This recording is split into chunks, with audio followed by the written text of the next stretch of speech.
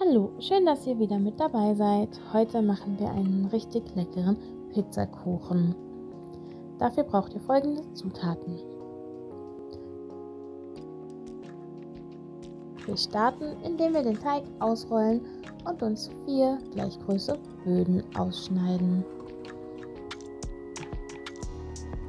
Die Böden, die kommen dann gleich bei 180 Grad für 10 bis 15 Minuten in den Backofen. Die müssen vorgebacken werden, sonst wird der Kuchen insgesamt zu matschig innen.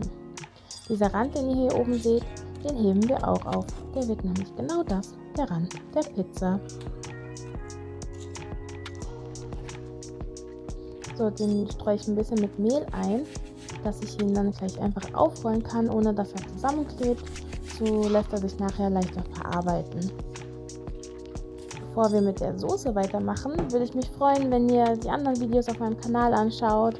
Und wenn euch das gefällt, was ihr seht, dann abonniert mich doch einfach, dann verpasst ihr nichts mehr.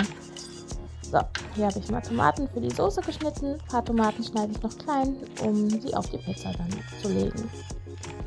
So, bei der Soße dürfen natürlich auch Zwiebeln nicht fehlen. Die werden jetzt auch noch schön klein geschnitten. So eine selbstgemachte Soße, finde ich, schmeckt manchmal einfach viel besser. Und die ist auch echt schnell gemacht. Die könnt ihr zubereiten, solange die Böden schon mal vorbacken. Ansonsten könnt ihr natürlich auch Fertigsoße nehmen. Das wird auch so wunderbar schmecken. So, zunächst dünsten wir ein bisschen die Zwiebeln an. Die karamellisieren wir ein bisschen mit braunem Zucker.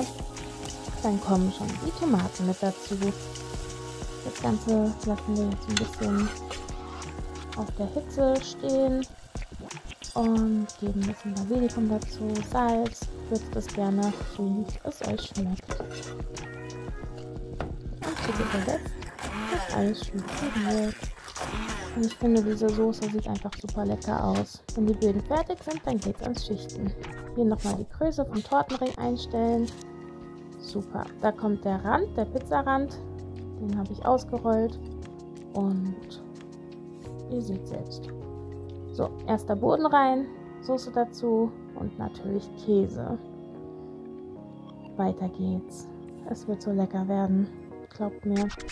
Wieder viel Käse. Ein paar Zwiebeln dürfen nicht fehlen. Hier könnt ihr echt die Böden so belegen, wie ihr wollt. Ich habe mich jetzt gerade mal für eine vegetarische Variante entschieden.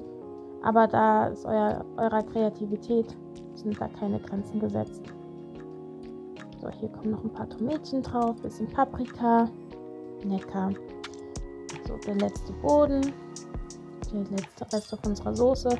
Und oben natürlich nochmal eine richtig schöne Portion vom Käse. Der Rand einfach so umklappen.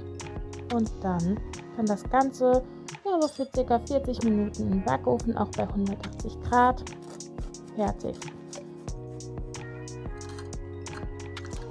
Und jetzt schaut mal an, wie lecker das aussieht. Ich wünsche euch viel Spaß beim Nachmachen und guten Appetit.